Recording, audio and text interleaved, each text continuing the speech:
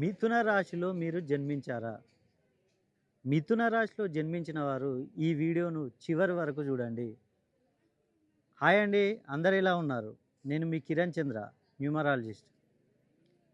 నేను పదే పదే చెప్తున్నాను, ఈ 2026 సంవత్సరం జూన్ 2 నుండి మిథున రాశి వారికి ఆర్థిక యోగం కలగనుంది. వారు ఏనుగు కుంభస్థలాన్ని కొట్టబోతున్నారు.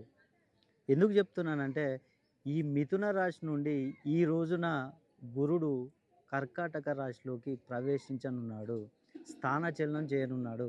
కాబట్టి మిథున రాశి వారికి రెండో స్థానం అవుతుంది. ఈ రెండో స్థానం అంటే వారికి మంచి స్థానం. కాబట్టి వారికి ఉన్న రుణ బాధలు కానీ, అదేవిధంగా వ్యాపారాల్లో నష్టపోయిన వారికి ఇప్పటి నుండి వారికి చాలా అదృష్టం కలగనుంది. అదేవిధంగా ఉద్యోగం కోసం ప్రయత్నం చేసేవారికి ఉద్యోగాలు లభించనున్నాయి. అదేవిధంగా ఉద్యోగంలో ఉన్నవారికి ప్రమోషన్లు వచ్చే అవకాశాలు ఉన్నాయి. సంతానం లేని వారికి సంతాన ప్రాప్తి కలుగుతుంది. అదేవిధంగా వివాహాలు పెండింగ్లో ఉన్న వారికి వివాహాలు జరిగే అవకాశం ఉంది. అదేవిధంగా విదేశీ ప్రయాణం చేయాలనుకునే వారికి కూడా ఈ సంవత్సరం చాలా సులభతరంగా ఉంటుంది. ఆల్రెడీ ఈ మిథున రాశిలో కంటక శని యాక్టివేషన్లో ఉంది.